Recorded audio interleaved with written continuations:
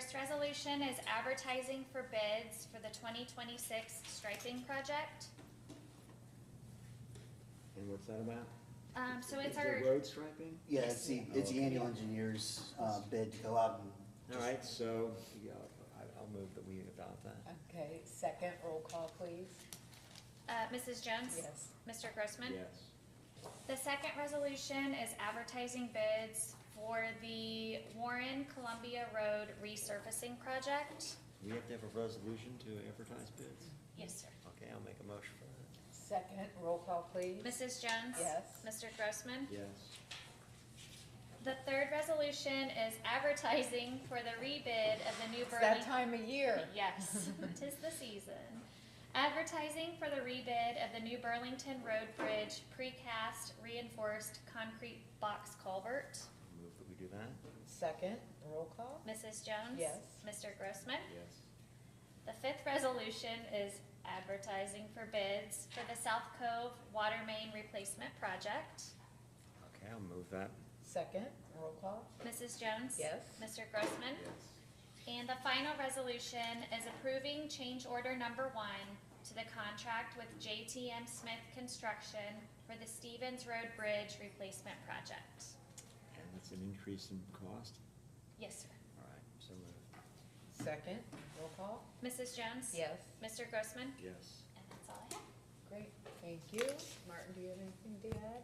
I don't have anything additional now. Okay, great. Well, item on our agenda then is Molly Conley to proclaim April 2026 as National Native Plant Month. Good morning. Good morning. My name's Molly Conley, Director of Warren County Soil and Water Conservation District. And I brought Cindy Meyer and Melissa Prophet from my staff here, education, both in part of our education team.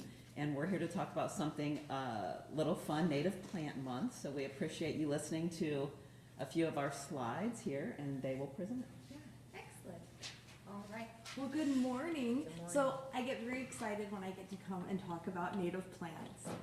So when we think about the environment that we live around, right, and we think about the species that live here, typically we talk about natives, exotics, or invasives. So natives are the species that have always historically been here, and they're the ones that work with the local environment, right? They work with symbiotic relationships with each other.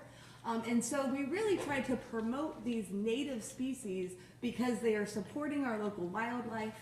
It's creating habitat and shelter for the different species, and it's encouraging ecological integrity in the areas that we live. And they're beautiful, and it's so worthwhile to be educated and to know what, species we are living amongst and with.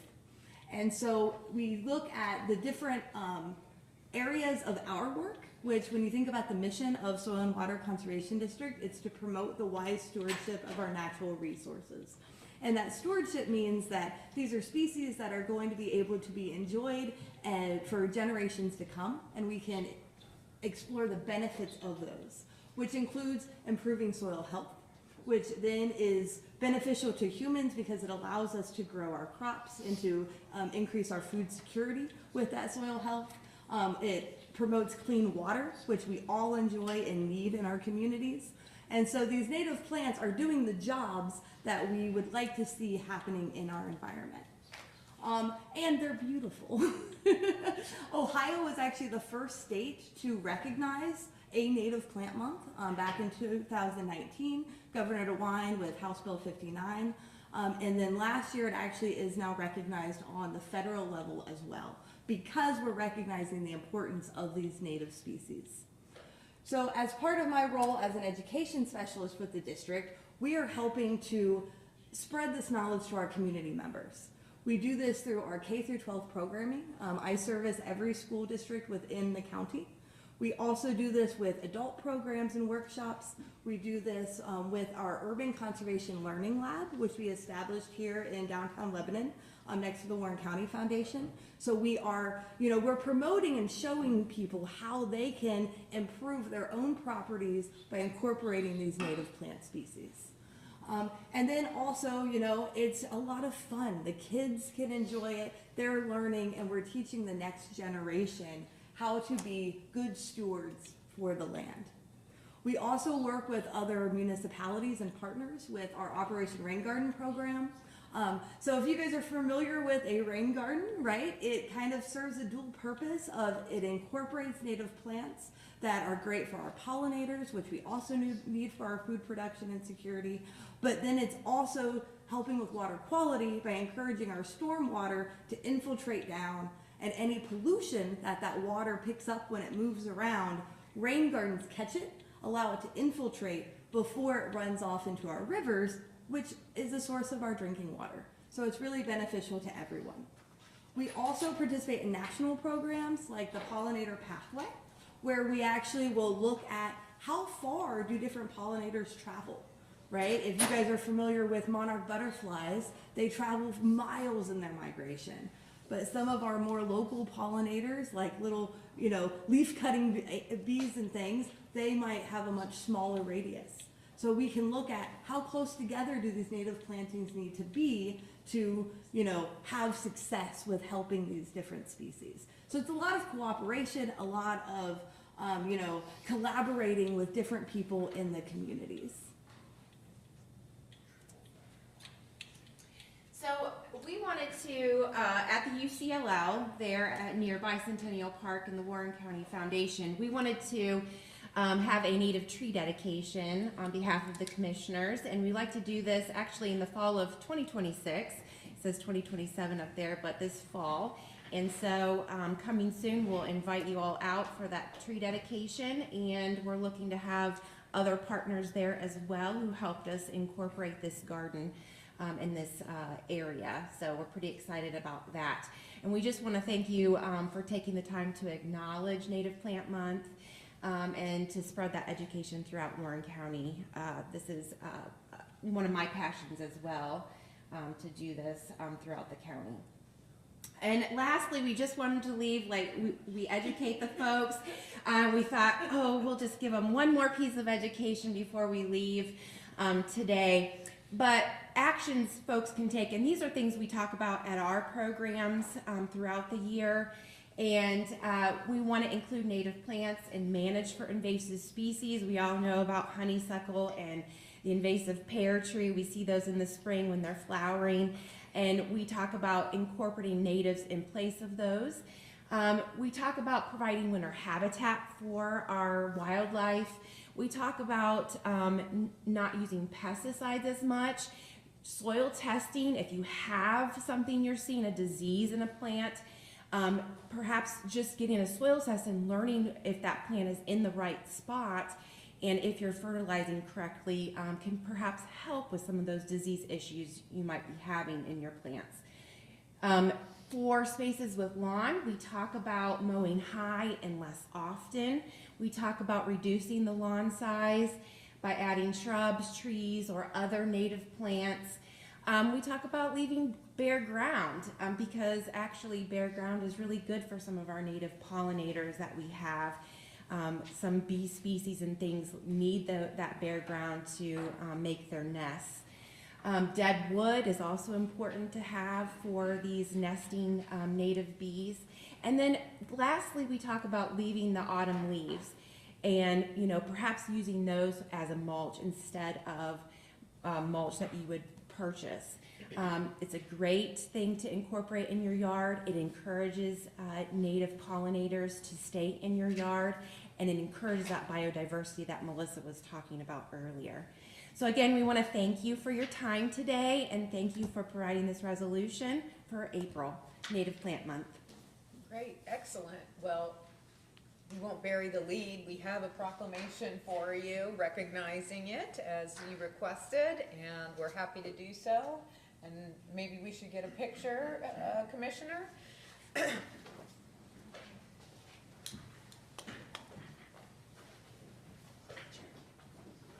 Yeah.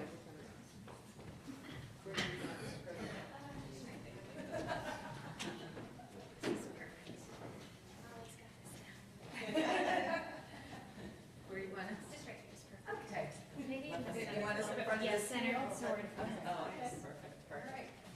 Or some of you go on one side, some on the other side. Well, yes, you. Oh, whatever. That works better. Yeah, there we go. Oh, all right.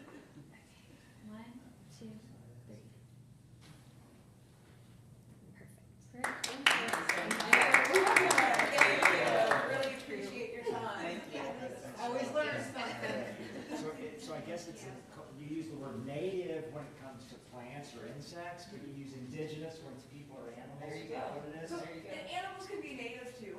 It is, yeah, sometimes that terminology, right? But basically, if it's native, it has historically always been here.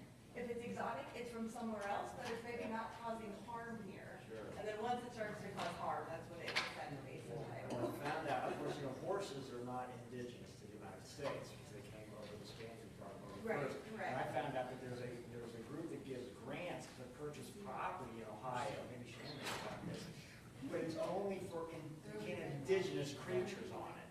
And I'm thinking, well, and because horses were not indigenous, we couldn't do this for my farm. Right. Yeah, well, I've never said every day. Human beings indigenous to the United States? Good question to ask.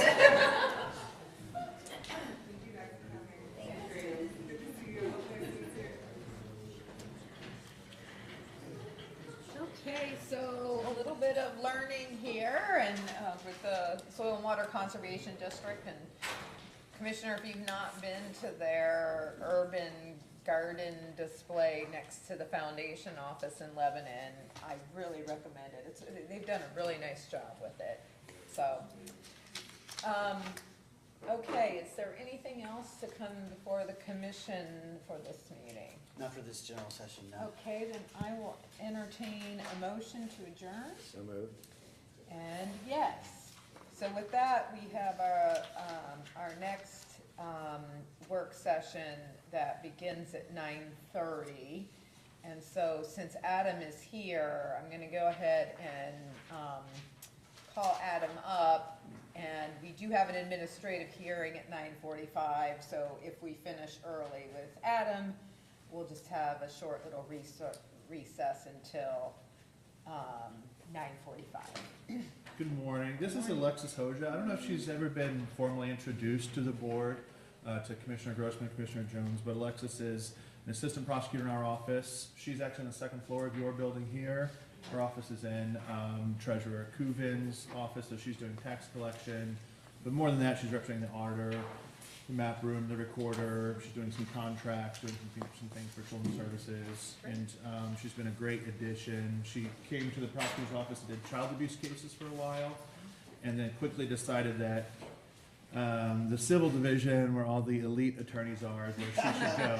And so she's done a lot of work for Bruce and has a lot of her own projects. But one thing is that we worked together on, we emailed a sample draft resolution to you regarding a financial transaction device policy. There was a House bill last year that amended this statute, and that's what brought this statute really to our office's attention. And just to sort of lay out what the statute sort of suggests and what we've prepared for you, the statute suggests that the commissioners can resolve to accept payments by the members of the public by way of credit card. And the statute frankly is a little odd. It discusses as if the commissioners would choose what departments, what public officials may or may not do this, for what types of fees or costs or fines may be paid, and it really kind of gives you the opportunity to micromanage everything, down from approving what vendors for point of sale or ACH companies, and who may have this and who may not. In reality, we already accept payment by credit card, whether it's building and zoning, water department, the clerk's office. I'm trying to think of other departments that may collect payment by credit card. Yeah, well, okay, yeah, there you go, property tax. And this is why Alexis was involved, is this issue was sort of spotted at the very end of Barney Wright's term. And with his term being over and Mr. Kuvin starting, we didn't complete, there was sort of a slip on the pass of the baton there in this.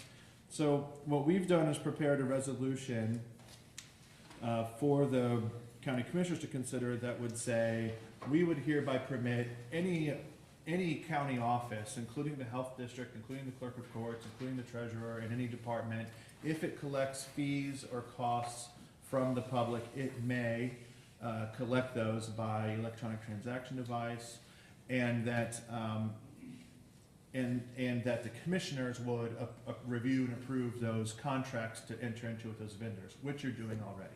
So this is sort of putting a policy in place that the law says you have to have, that we haven't had yet, but it's not changing anything you do. But we've operationalized this way. But we've been doing it this way, and frankly, there's a may, not a shall in this statute. So I think in the past we thought, well, you may do it this way, you may not. But I think the may means you may accept payments this way, and if you do, you have to You have this shall. policy. Mhm. So our policy is very broad, that we prepared for you to let anyone do this. The one sticking point in the policy, I guess there's two, but the most important one is that it says you have to, when you go out to enter into contracts with vendors for point of sale equipment or ACH services, you have to get proposals. Now, our policy already requires people to get quotes and things like that, so I think we're already complying.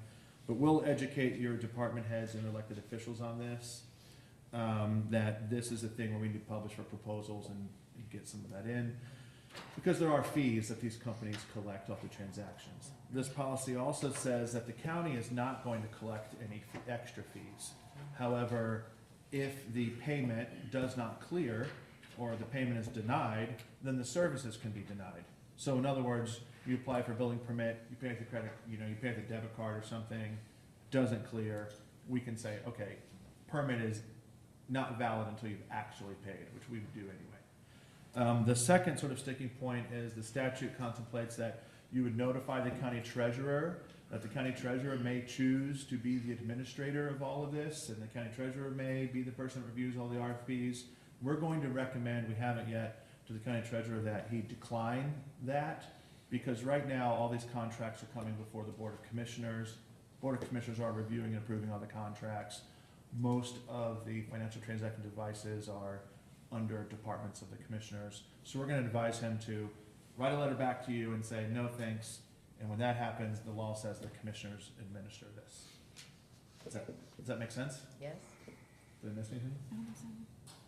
So, there's a draft resolution I've given to Crystal. If you have any questions, we're happy to answer them, or Okay, thank you.